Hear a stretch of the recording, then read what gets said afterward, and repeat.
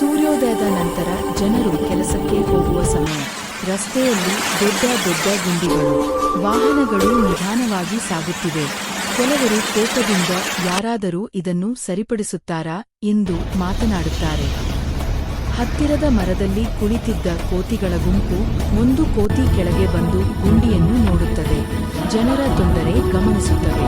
ಇತರ ಕೋತಿಗಳಿಗೂ ಕರೆ ನೀಡುತ್ತದೆ.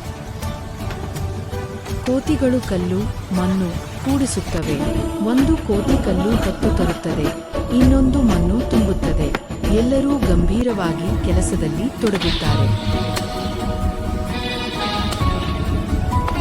ರಸ್ತೆ ಬದಿಯಲ್ಲಿ ನಿಂತ ಜನರು ಈ ದೃಶ್ಯ ನೋಡಿ ಬೆರಗಾಗುತ್ತಾರೆ. ಒಬ್ಬ ವ್ಯಕ್ತಿ ವಿಡಿಯೋ ತೆಗೆಯುತ್ತಾನೆ. ಮಕ್ಕಳ ಮುಖದಲ್ಲಿ ಸಂತೋಷ. ಕೆಲವರು ನಕ್ಕು ಇದನ್ನಾದರೂ ನೋಡಿ ಎಂದು ಹೇಳುತ್ತಾರೆ. ಗುಂಡಿ ಮುಚ್ಚಿದ ನಂತರ ಕೋತಿಗಳು ಪರಸ್ಪರ ತಟ್ಟಿಕೊಳ್ಳುತ್ತವೆ, ಹರ್ಷದಿಂದ ಕೂಗುತ್ತವೆ. ರಸ್ತೆ ಸರಿಯಾಗಿ ಕಾಣುತ್ತದೆ. ಜನರು ಚಪ್ಪಾಳೆ ಹೊಡೆಯುತ್ತಾರೆ. ಜನರಲ್ಲಿ ಒಬ್ಬ ಹಿರಿಯರು ಕೋತಿಗಳಿಂದಲಾದರೂ ಪಾಕ ಕಲಿಯೋಣ ಎಂದು ಹೇಳುತ್ತಾರೆ.